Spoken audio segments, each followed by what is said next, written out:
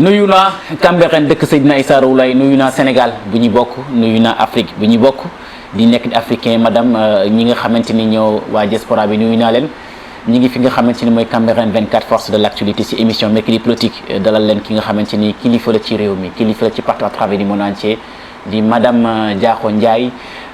di nekk présidente bu réseau paix et sécurité pour les femmes de l'espace de CEDEAO mbokk yi moom la ñuy dal di dugal ci émission bu mag bi salaamaaleykum. maaleykum salaam Elmat maa ngi lay nuyu di rafetal sa teewaay ak sa technicien bi njóobeen la nag di rafetal seen teewaay ak di leen féliciter ci li ngeen di liggéey parce que ay ndaw ngeen mais ngeen di liggéey ci communication di xamal nit ñi di yeete loolu am solo la mais yeete boo xam ni dëgg moo ko lal voilà ak information yu vrai et juste li ñuy wax ndeysaan maa ngi nuyu waa Cambérène yëpp boole ko ci kalif bi bu mag bi te di leen massawu tiis ya fa am dëgg la boole ko jaarale ko ci loxo xalif bi ak képp koo xam ni kilifa diine nga ak kilifa aada ak kilifa politique nekk fa nga baal ma nag ma nuyu Samba Camara pardon Mamadou Samba mi meeru Cambérène Amadou Samba Amadou Samba mi meeru Cambérène ak Awa Diop Adja Awa Diop dama yàgg liggéey ak moom depuis les années 90 bi ma nekkee expert ci benn projet wu ministère de la femme bu ñuy wax projet d'appui au groupement de promotion féminine mu nekkoon ku njaxlaf ñu ñëw installer leen garderie foofu ba ñu transformé ko def ko école élémentaire mi ngi marché léegi xam nga loolu de liggéey rek moo ko waral kon aw maa ngi koy féliciter di ko encourager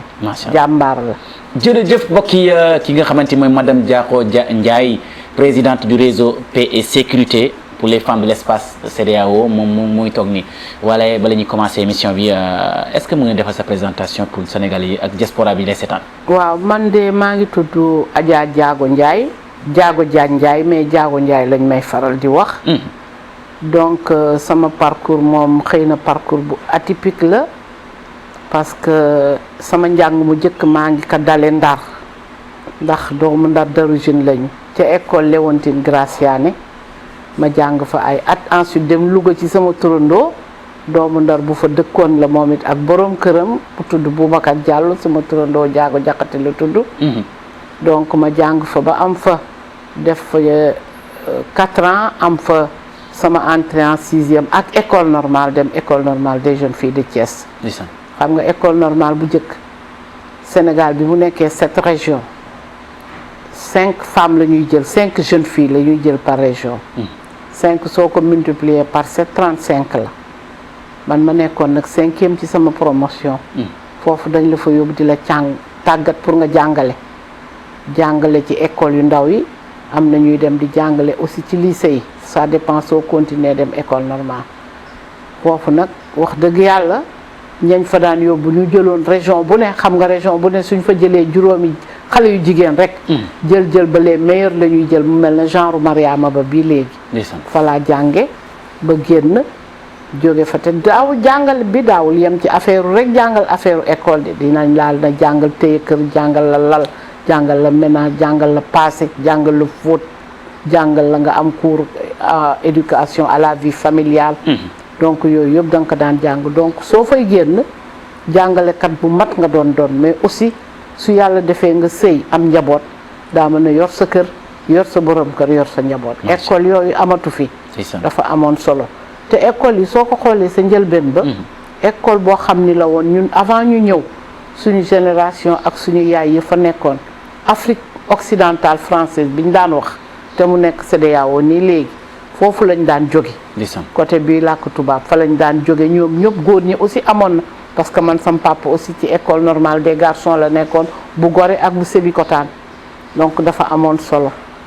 léegi suñ la tàggatee nga génn nga dem jàngale ji man nag yàlla def na comme daf ma boole loon ak boroom kër goo xam ni dafa bëgg jàng ma jóge fa poursuivre samay jàng def baccalauréat yàlla def ñu dem Gabon ci jàngalekat yu njëkk yi ma dem Gabon ensuite dem université du Gabon ensuite dem continuer samay jàng France def psychologie lu jëm ci affaire xam xale yu ndaw yi ensuite yàlla def na bi ma amee juróom fukki at may ñëw di nekk ci projet yi di liggéey ànd ak sama borom kër fonctionnaire aux Nations Unies la woon. bi ñuy dem ba diir ma ni daal man dama bëggaat yokk leneen booba bi may dem di defi sama master's en ingénierie de projet et programme de coopération booba am naa juróom fukki at. 50 ans waaw ma dellu université ba ma jànge woon fekk fa say morom ay xale yu am 23 ans ñi ci gënoon mag 25 ans ñu naan ma looy wut si fii parce que yow expérience yaa ñu ko ëpp ma ni leen mais diplôme universitaire laa bëgg de 3e cycle. pour fu ma gis loo xam ni dañ fa war compétir ma compétir. ndeysaan. ma dem donc toog fa 1 an def master's en ingénierie de projet programme de coopération ak yu ñuy wax DSS diplôme d'études supérieures approfondies DSS ma am ko foofu ak mention. macha allah. daal di fa jógee dellu siwaat Sénégal bi ma dellu see Sénégal boobu ba léegi dama nekkoon consultante di liggéey mais avant loolu ma wax ni ministère de la femme bi ma nekkee bitim réew yàlla def ne sama borom kër dama daan ànd ak moom mu nekk ci dëkk yu bare nekk Gabon nekk Addis Abeba ak yeneen ma dellu si Sénégal bi ma dellu see Sénégal ma dem ministère de l'éducation nationale comme jàngalekat laa woon. ministère de la femme soxla ma booba Ndioro Ndiaye fa nekk ministre ñu yóbbu ma fa ma nekk fa conseil technique lépp loo xam ne affaire famille la woon sama loxo fa lañ ko tege fa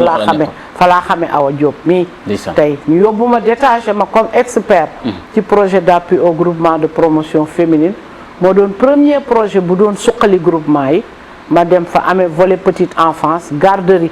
case des tout petits yi ñuy wax ñun ñoo ko fi jëkk def tudde que garderie éducative et sanitaire ñu def ci 150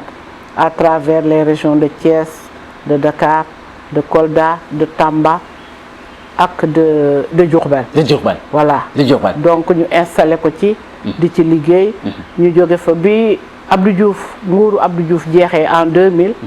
ci laa delluwaat nag ci samay doom fekk ñu nekk bitim réew di jàng États-Unis ma dellu fa foraat fa tuuti ci anglais. jàng fa informatique parce que mi ngi doon sogay xew. après nag ci laa dellu liwaat lil def diplôme DSS bii ma lay wax booba am naa juróom fukki at. macha allah waaw mbokk yi ñu ngi ci mercredi politique avec ki nga xamante ni mooy madame Diakhou Ndiaye présidente du réseau paix et sécurité pour les femmes de l'espace CEDEAO tey fu muy dugg mooy yow mardi bi passé nii mardi nekk toll ak 21 septembre 2021 gis nañ ne journée internationale de la paix dañ ko doon célébrer. alors léegi tey di mercredi lan ngay wax ci bés boobu. xam nga journée boobu journée bu am solo la parce que mbootaayu xeet yi ñu naan ko Nations Unies ñoom ñoo ko décrété à travers une résolution. je pense la résolution 2376. donc en 1981 résolution bi yàgg na xëy na ñu ngi ciy soog a sax jot lu nit ñi xam ko mais yàgg na. dëgg la lu soxal journée boobu mooy pour jàmm même su dee benn bés ñu def ko ci àddina bi. kenn koo xam ni da nga amoon ngàndaay nga teg ngàndaay pour mu am journée la boo xam ne du am xeex du am xulo du am combat ñun nag depuis léegi mu met 10 ans ñu ngi ciy liggéey ci journée boobu nit ñi nag duñ ko xam mais ren dañ ko bëggoon def parce que lu tax ñu defoon que Ziguinchor la ñu tànn pour def journée bi dañ doon lancé waale campagne pour la paix au Sahel dinaa ci dellu mais ñu ni nañu ñëw Ziguinchor pour célébrer journée bi ndax xam nga dafa am kuréel bu mag kuréelu jigéen ñu am doole ci affaire jàmm jëm Casamance muy ñi naan plateforme des femmes pour la paix en Casamance. invité ñu ni ñu ñëw bi ñu ñëwee ñu ni au lieu kon ñun ñuy toog di def suñu journée ñoom itam ñuy def seen journée ñu boole suñu doole def ko muy benn journée. looloo tax journée boobu ñu lënkaloo ak ñoom. feete ka ak ñoom. ñu feete ka nag thème bi nekk di am solo ndax thème ren bi dañ ni se relever pour un monde plus équitable et plus durable. xam nga ci Covid bi la ñu jóge te Covid bi doole yu bare dañu nax sax. économie yi dañu nërmeelu. santé bi dafa nërmeelu yu bare dafa rëmbaye. ñu ni nag nañu jokkoo booloo pour ñu am addina boo xam ni am yi ak mën-mën yi dafay yem. pour lan pour nga xam ni fa ñu jëm ñëpp ci fa yem dafay sax am yi dafay sax dakk dootul dej. ci loolu nag. la ñuy sensibiliser moom lañ doon sensibiliser ci journée bi waxtaan ak jigéen ñi parce que journée bi du pour jigéen ñi rek pour ñëpp la. pour ñëpp la mais ñu jël kilifa yi ku mel ne Cheikh Tidiane Gadio. ku mel ne Innocence Tap Ndiaye Innocence Casamance la dëkk. ku mel ne ñoom Noa Cissé ñoom Ndeye Marie Thiam ak yeneen kilifa ak ñun ñii ñu nekk nag Casamance doon ci waxtaan toute la journée bëccëg bi yëpp ci loolu la ñu waxtaan. waaw thématique gu jàmm thématique gu médiation thématique gu kuréelu paix nooy def ba am jàmm xam nga jàmm du teg naa teg ngàndaay jàmm dafa laaj déjà am ak sécurité moo lay jox développement te pour agsi ci développement da ngay tàggat nit ñi cible yi particulièrement jigéen ñi nga xam ni mooy mbooloo mu bari mu takku mi fi ne dañu bëgg ñu dugal seen loxo ci xeex jàmm te xeex jàmm boobu jigéen ñi da nga leen di jàngal moom lañ naan formation ak renforcement de capacité jàngal leen seen àq ak seen yelleef soo leen jàngalee ci loolu nga jàngal leen nu ñuy def ba wuti koom jàngal leen ba wuti koom autonomisation lay boole ñu ni den na laay nga jàngal leen participation politique xam nga jigéen ñaa ngi politique ñu bare xamuñu soxlu politique di wund participation d'une manière générale te xam nga li am solo dafa am benn résolution bu ñuy wax résolution 1325 Nations Unies jël ko en 2000 ren la am ñaar fukki at ak benn daaw la ñu def 20e anniversaire bi à Accra ñun ñii demoon nañ ci léegi donc résolution boobu dafa am ñetti tànk bu njëkk bi prévention la tànk bi ci des protection la tànk beneen bi participation te yooyu yëpp nag soo ko boolee mooy indi kaaraange muy sécurité mooy indi paix parce que soo amul sécurité doo am paix dëgg la donc dooy indi kaaraange indi jàmm te pour nga taxaw ci développement dëgg liggéey ci fokk nga am kaaraange am jàmm pour mën ci liggéey résolution boobu année bu jot fu ñu toll dañ ciy waxtaan ak nit ñi surtout résolution boobu jigéen ñee ko moom di leen ci tàggat di leen ci yee parce que jigéen ci biir këram mooy sos jàmm jigéen aussi mën na indi jafe-jafe su jafe-jafe amee ci biir këram jigéen ñee koy dox jigéen ji moo koy dox surtout mag ñi dëgg la rôle boobu nag ñuy joué ci seen biir kër yi loolu la ñu bëgg suñ koy def ci seen quartier yi di ko def ci seen ville yi di ko def ci seen communes yi ba nga xam ni jàmm raw waaw ñun Sénégal suñu jëloon volet boobu jox ko jigéen ñi kon wax dëgg yàlla duñ ni xëy na conflit du fi am de ay jafe-jafe mais dinañ def ba nga xam ni xëy na rëq-rëq yeeg métit yeeg muy conflit yi dina wàññeeku mbokk yi talaata bi passé rek mu nekkoon 21 septembre 2021 journée internationale de la paix ñi dal di koon feeti fi nga xamante ni mooy Ziguinchor madame la présidente lan moo tax ci sa discours bi dégg nañ nga tudd campagne de la paix au Sahel loolu ci Burkina Faso Togo loolu bëgg wax foofu xam nga dañu ne secrétaire général des Nations Unies le 23 septembre 2000 mooy bi Covid bi commencé dafa def benn déclaration bu am maanaa daal di ne actuellement àddina bi yëpp surtout dëkk yi nekk en conflit dañu am ñaari ennemi ñaari noon bu njëkk bi mooy Covid bi ñu song te xamaguñu nu ñu koy def l'ennemi numéro 1 exactement deuxième noon bi mooy dëkk yi nga xam ni dañu nekk en conflit di xeex nekk guerre xam nga kenn mënul nappandoo ñaari janax nekk ci guerre di wuti arme ak di yu ma xamul wëlbati ko war a xeex ak Covid loolu mënul nekk mu wax àddina bi yëpp ni koo xam ni rek da nga nekk en conflit da ngay teg sa gànnaay loolu nag ñun liggéey nañ ci ñun daaw def nañ ci déclaration bu am maanaa aussi bien au Sénégal que pays CEDEAO yëpp loolu nag moo tax ñu ni ñu jox ñu jumtukaay pour ñu def campagne bi pour le Sahel xam nga soo gisee suñu espace bi dëkk yi fi nekk en conflit yu ci bare espace CEDEAO Nigéria ngi ci Burkina ngi ci Niger a ngi ci Mali ngi ci yooyu mooy dëkku ak Tchad bi nga xam ni barki démboo rek Njaay rek am na fa coup d'état militaire bu metti te jigéen ñi su rëq-rëq amee guerre ak conflit jigéen ñi ñoo ci gën a sonn nag ak xale yi loolu xam nga ko léegi nag ñu ni nañu def campagne pour prévention pour sensibilisation pour waxtaan ak nit ñi jigéen ñi gën a boole seen doole gën a lëkkaloo ndax jàmm ji tax sax ci Sahel xam nga Sahel dañuy wax ni le G5 Sahel Niger la Mali la Burkina la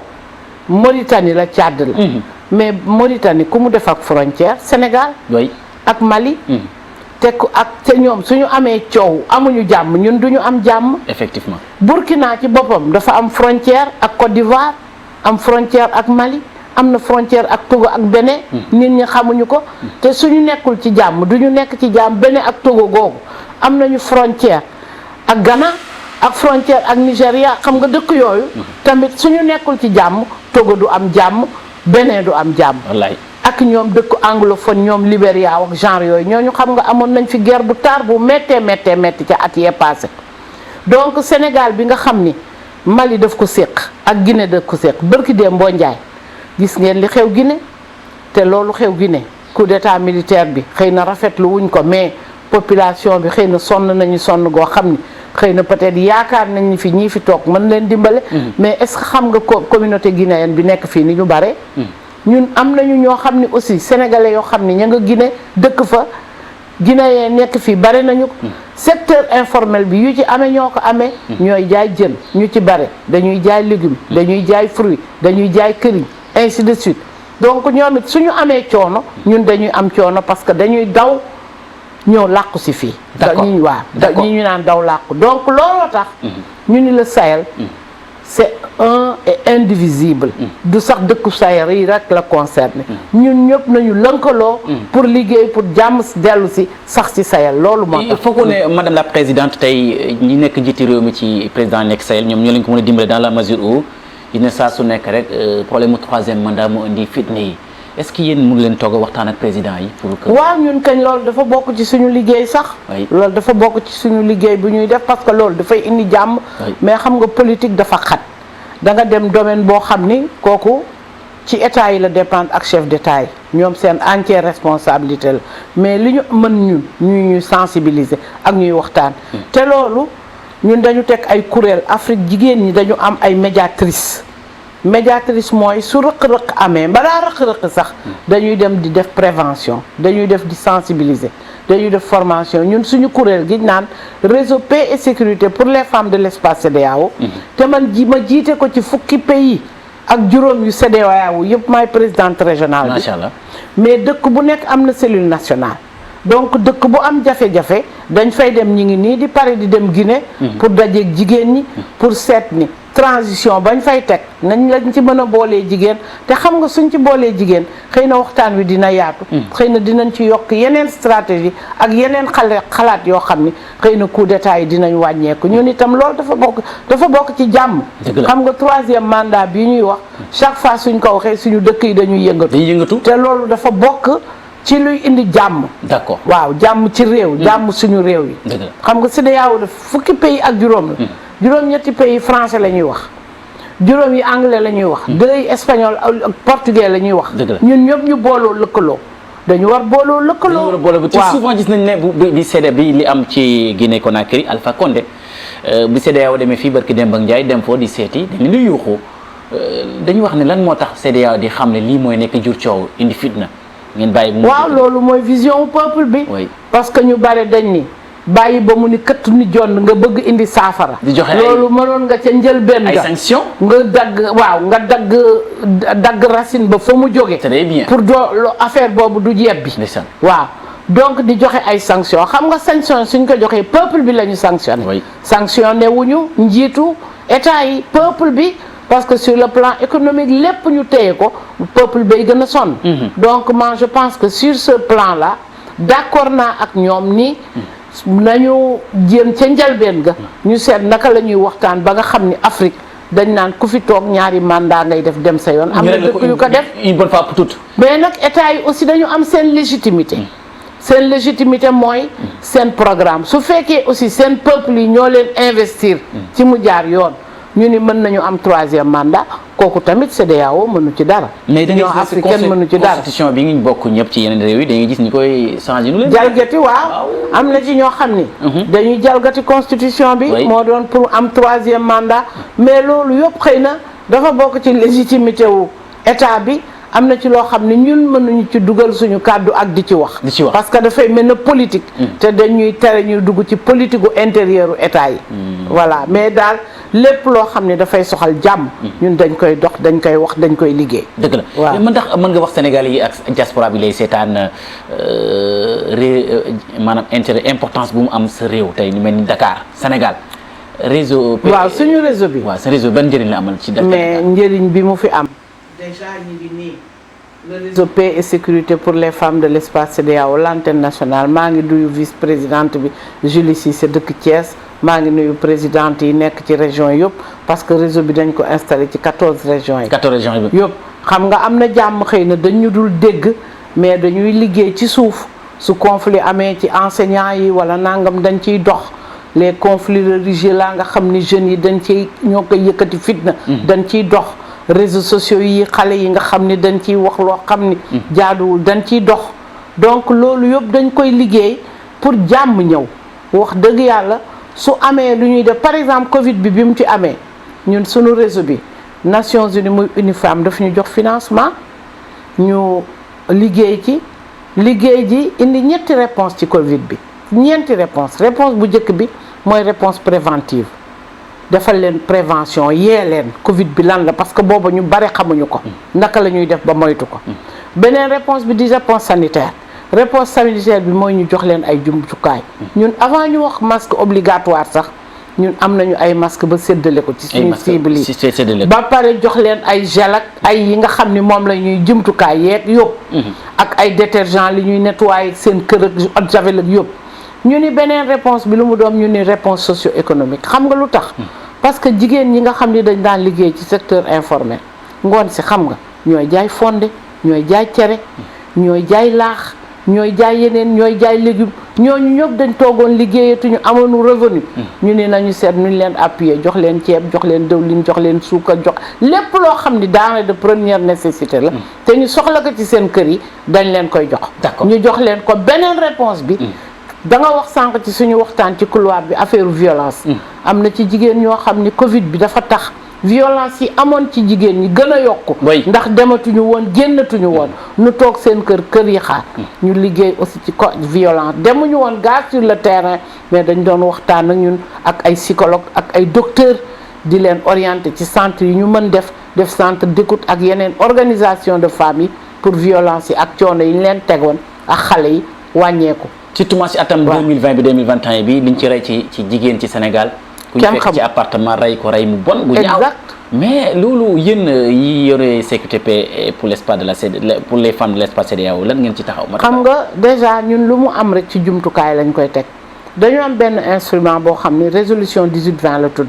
Nations Unies ko créé presque ak 1325 ñoo bokk ak biñ leen sanc résolution boobu lu jëm ci violence mooy yi nga wax daf koy xeex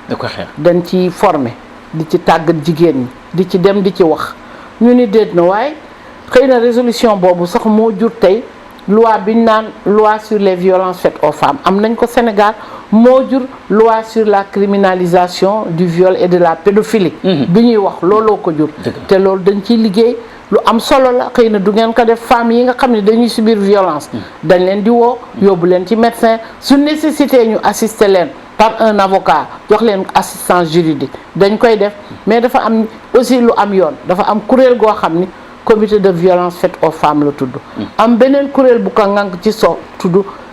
tudd CISC te madame Penda Seck Diouf jiite ko moom itamit violence lay xeex ñoo xeex loolu sax ba loi bi ñuy criminaliser le viol et la pédophilie luñ ci liggéey la lu am solo la ñun ñi ñoo ko def ak kuréel yooyu ba gouvernement bi jël ko jox ñu ko donc xam nga ñu ngi ciy def liggéey bu am solo mais violence yi aussi métti na métti goo xam ni fokk yéen jigéen ñi ak journalistes yi ngeen dugal ci seen loxo di ci wax góor ñi yéen jeunes yi ngeen dugal ci parce que violence su amee li ci ëpp góor a koy teg góor a koy teg jigéen mais jigéen ñi nag seetlu nañu ni aussi dañuy def violence ci seen borom kër yi xëy na du bare mais donc moo tax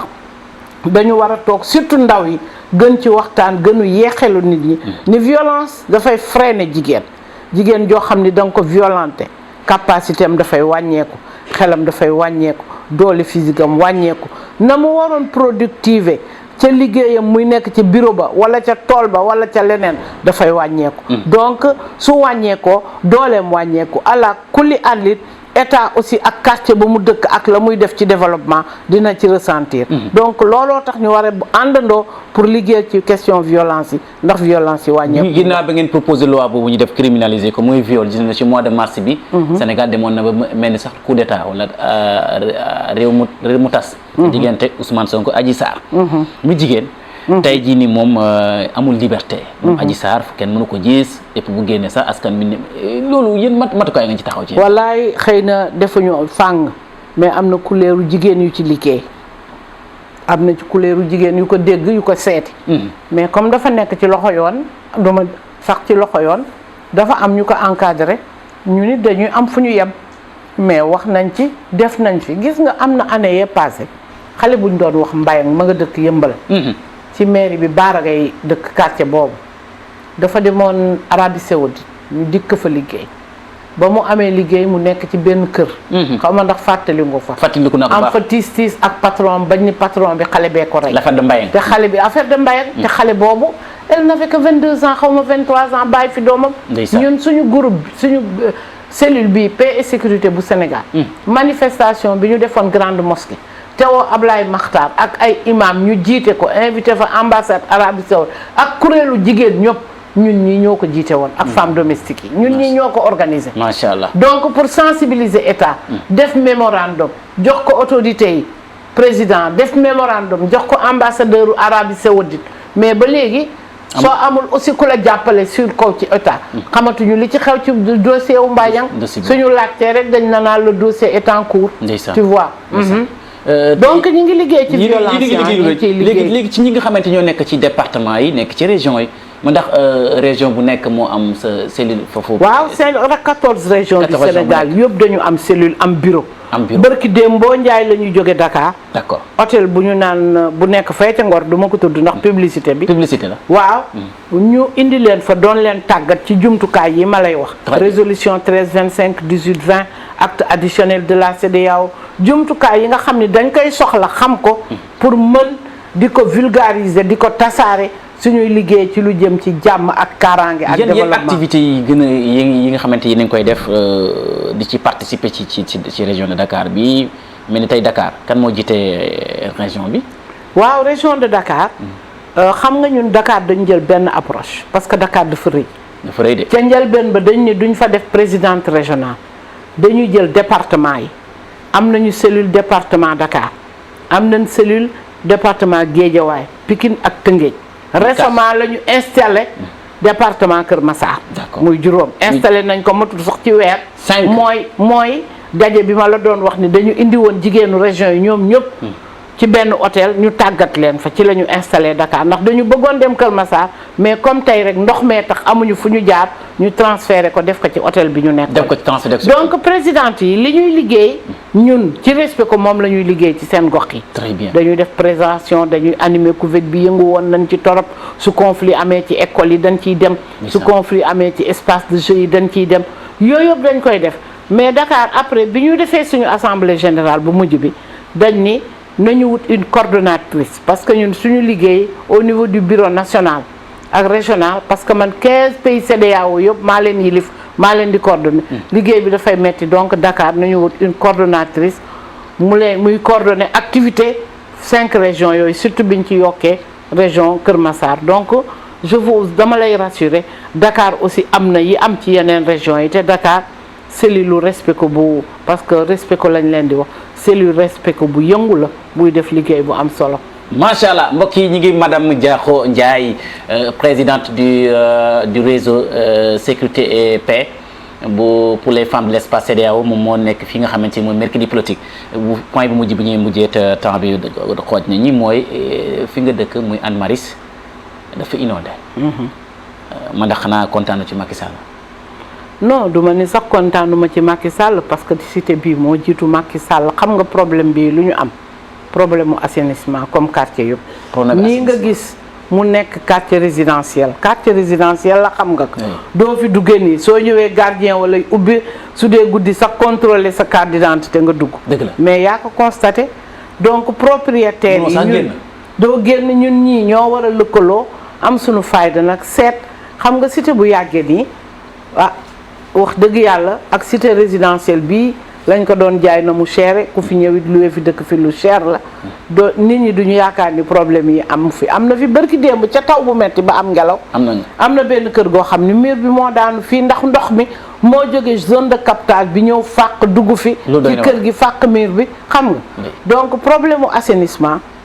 dañu war toog réfléchir ci sérieusement ci inondation mais nag dama lay xamal ni ren c'est général muy Allemagne muy France muy Afrique du Sud dëkk yu bare wane lañ leen ci télé bi taw oui taw yi man gis naa vidéo yoo xam ni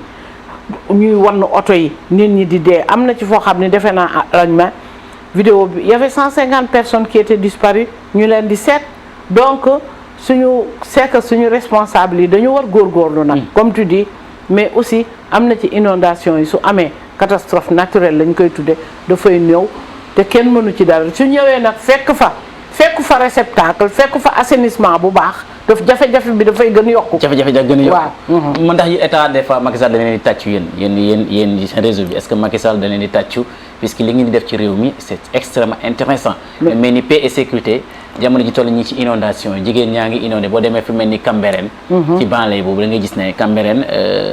ndox yi lay dugg bi ci kër jigéen ñi dëgg la bëri kër yi yàqu yëpp jigéen ñi ñooy souffrir ñooy yàqule lan la Macky Sall wax ci yéen Macky Sall de xanaa am naa yaakaar ni sax xëy na li jigéen yi di liggéey yëgu ko wala duñ ko yéegeel waaw xam nga duñ ko yéegeel du informé suñ ko doon yéegeel ñun li ñu def ci Covid bi kon suy def dara ci Covid bi dañu ñu invité dina woo ni leen même suñu invité wu ci programme yi mu teg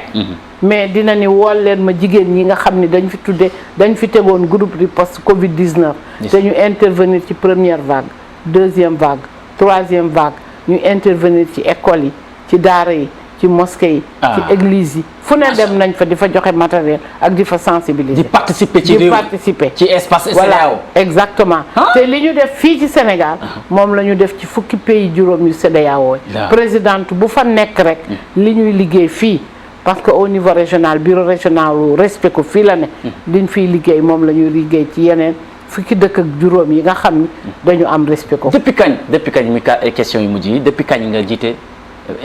sécurité depuis kañ respect ko ñi ngi ko créé depuis 2009 depuis 2009 ku nekk ku tuddoon Salimata Porké ivoirienne la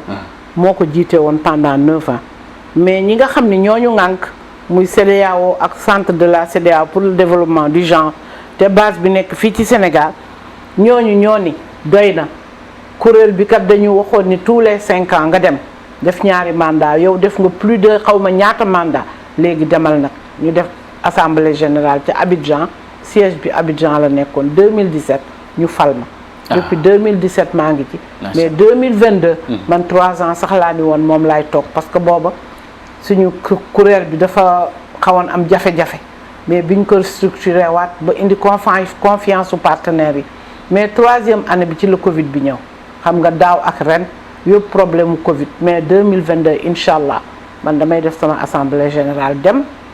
jox ko ñi xale yi parce que xale yi aussi dañ leen war defal place ñu liggéey nga dem fan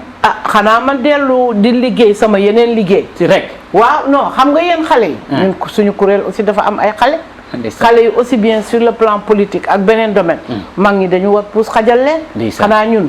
duñu liggéey depuis avant après indépendance ba léegi toog rek nga ko kuréel yi kuréel ku ko téye pendant juróomi at wala fukki at nga war a dem jox ñeneen te nag fukki pays ak juróom lañu imagineel pays boo xam ne ku nekk da nga bëgg toog fukki at ñeneen ñi kañ la ñuy jël donc ci réflexion boobu laa mën a message bi Macky Sall ngay wax de xaw ma ndax Macky Sall de mais message bi daal ñun suñu message mooy Macky Sall jëlal ku ñu message moom mooy ku toog ci kuréel juróomi at fukki pays ak juróom mën nga dem jox beneen pays mu ñëw surtout que pays am na ñii di wax anglais ñii di wax français ñii di wax portugais te francophonie ñaari mandat yi yëpp francophonie yee ko jël je leur ai dit doy na beneen bii ñëw portugais Cap-Vert wala portugais wala Bissau ñoo koy jël parce que pays fondateur lañ macha allah voilà waxtu wi ñu tënkoon maa yow jeex na sa kàddu gu mujj waaw sama kàddu gu mujj rek mooy di nuyu ñëpp di renouveler waat sama ngëm-ngëm macha allah ci affaire lu jëm ci jàmm ak kaaraange macha allah di wax ni journée internationale de la paix bii ñu def tey di ci ñaan yàlla lépp loo xam ne liggéey nañ ko ci yàlla na jur loo xam ne dafay indi jàmm dafay indi kaaraange di lancer message nag ni le 28 septembre ca dëkk buñ naan Niger capitale ba di Niamey dañ fay lancer campagne pour la paix au Sahel parce que expliqué naa ko fii ni Sahel dëkku Sahel yi su amul jàmm ñu ni duñu am jàmm. dëgg la donc campagne bi dañ ko bëggoon def ci tey bésu tey bi mais yàlla def ni ministre ba ko waroon présider ak directrice régionale ONU Femmes kuréel gi ñu jàppale pour ñu def activité boobu ak ñeneen kilifa ya fa ne seeni agenda moo méngoowul woon ak bés bi ñu pousse ko ba le 28 donc incha allah le 28 lañ koy célébrer lañ koy lancer officiellement à Niamey au Niger. macha allah voilà te thème bi di se relever pour un monde plus équitable plus juste et plus durable. macha allah fexe boole suñu am ak suñu xam-xam ba ñëpp jóg pour ñu àgg ci àddina boo xam ni dana am jàmm te am yi ak mën-mën yi daañu méngoo. macha allah voilà. mbokk yi jërë ngeen jëf kooku mooy madame Diakho Ndiaye Diago Ndiaye présidente du réseau sécurité et paix pour les femmes de l'espace CEDEAO mbokk yi moo nekkoon ci Mercredi Politique Cambérène 24 force de l'actualité mu jë ngeen xam boobu ak information yu am solo ci mel ni mardi bi ñu passé rek nekk 21 septembre 2021 nekkoon seen journée internationale de la paix ci Ziguinchor léegi nag ñu dem ci campagne de la paix au Sahel mu war a nekk le 28 septembre 2021 ñëpp di ko préparé mbokk yi di topp ak ñoom saa su nekk ci ñoom di gërëm ki nga xamante ni moom mooy Samba Diop nekk directeur technique bi def réalisation yu mucc ayib bi merci beaucoup mbokk yi à la prochaine.